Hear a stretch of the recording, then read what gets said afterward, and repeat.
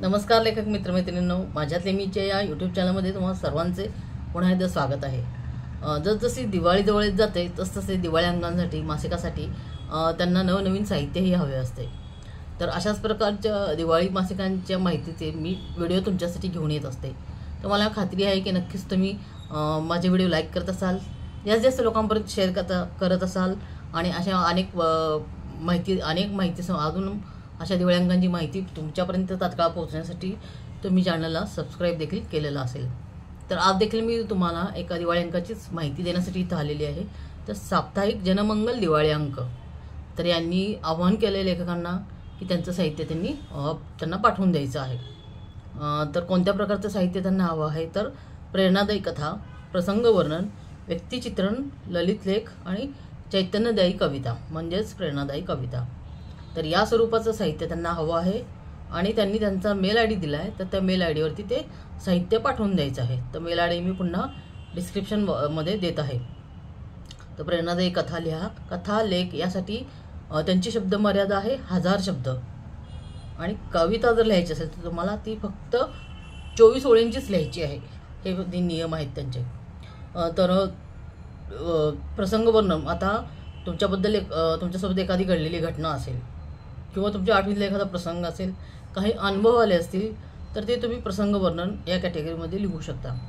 आणि व्यक्तिचित्रण म्हणजे एखादी प्रसिद्ध व्यक्ती किंवा तुमच्याच घरातील कोणीतरी व्यक्ती असेल किंवा तुम्ही ज्यांना गुरु मानत असाल तर अशा व्यक्तींमुळे तुमच्या आयुष्यावर काय प्रभाव पडला आहे, तुमचं जीवन कसं काय बदलून गेलं आहे, त्या व्यक्तीचं कोणते गुण किंवा वैशिष्ट्य तुम्हाला भारावून टाकतात, आवडतात, याबद्दल तुम्हाला लिहायचं ते व्यक्तिचित्रणमध्ये येईल।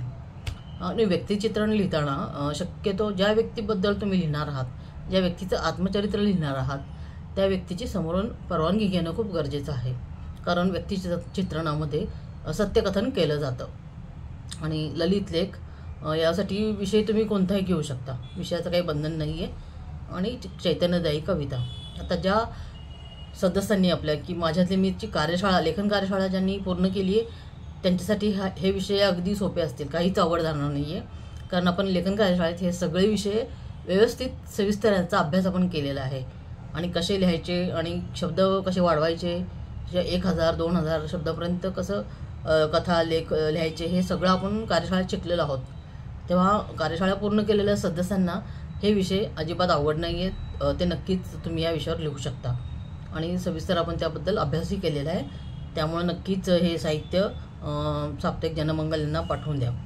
तर तुमचं हे साहित्य हे पूर्णपणे नवीन हवं, तुमचं स्वलिखित हवं, याआधी अप्रकाशित म्हणजे कुठेही प्रकाशित झालेलं नसावं, हा त्यांचं मेन अट आहे त्यांची। आणि नवीनच साहित्य हवं, अनुवादित केलेलं नसावं। आणि तुम्ही मेलमध्ये त्यांना याचा खुलासा नक्कीच करायचा आहे की हे माझं नवीन लेखन आहे आणि हे कुठेही प्रकाशित झालेलं नाही आहे सोशल मीडिया किंवा ॲपवरती।